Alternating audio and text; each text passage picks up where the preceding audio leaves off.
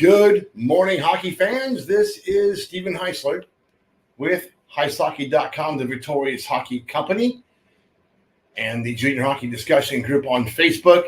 You are watching the Junior Hockey Morning Show. We are on the World Sports Broadcasting Network, WSBN.TV, Facebook, Twitter, X, YouTube. Come on, Stino. That's it. Hopefully today you're watching on your phone, in your car, listening in your car while driving, at your desk, wherever you are. Hope that you are having a great week in hockey. Not so great for me. Yesterday was Sonia's first day of college. Interesting. And tomorrow I have to go to the cardiologist. That should be exciting as well. So let's get into today's topic. Now, this topic will not be on the HeisHockey.com site because I'm in the middle of the article still. Work in progress. I'll be going to hit tomorrow night instead. But I'm pretty upset. Almost said a bad word, Tommy. Mom would have got me. Pretty upset. Here's why. Housing, billets have become the biggest distraction of the offseason. Teams are cutting corners, taking horrendous chances in the name of profits. Now they have a new trick. That trick is to tell families, we don't have billets for you. You're going to have to get an apartment. Guess what, kids? If you sign a lease, or your parents sign a lease for you to do an apartment while playing for a pay-to-play team in the United States, you pretty much solidified your opportunities for the year, and you're not going to be going anywhere else. You're going to stay on that team. There's no climbing the ladder of development to a higher level team because you can't get out of your lease. You can't leave the apartment. And if you do, hey, go ahead, Johnny, leave, go somewhere else. That's fine. We'll put somebody else in your apartment. But your mom and dad's responsible for the lease. Ludicrous. And before Dave Tyler was the vice president of USA Hockey and the chairman of the Junior Council, Dave Tyler would have took an organization out of commission for trying to put kids in hockey houses or apartments, especially young players the first year out. I'll just use this for example. University of Texas.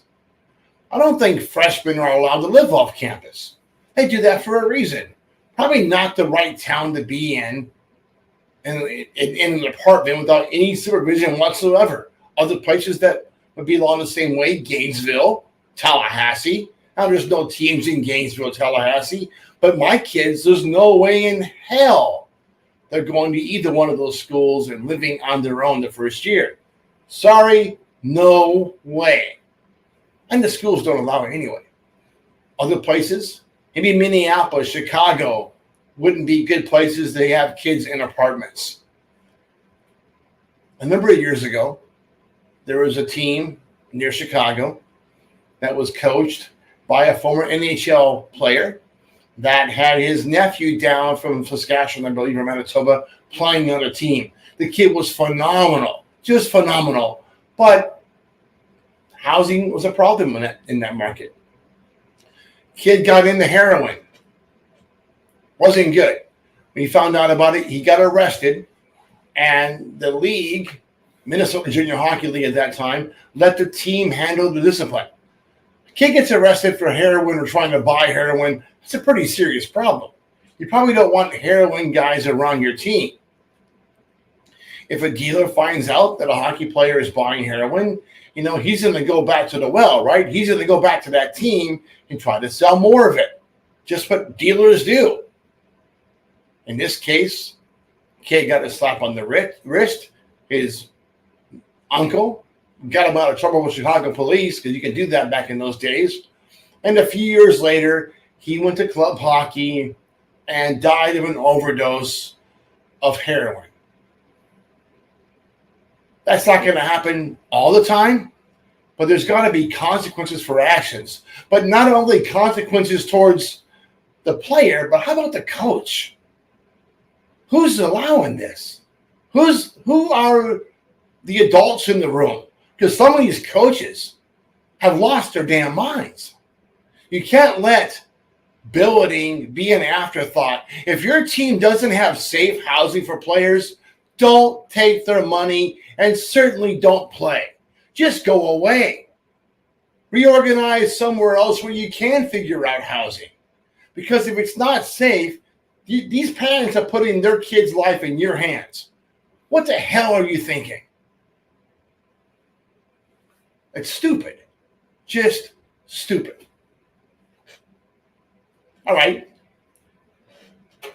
If you're going to a team here this week, next week, and the only option they have is for you to get an apartment and for mom and dad to sign a lease on the apartment, and you have to pay your rent. Now you don't have money for food. Now mom and dad are paying for food too the whole time.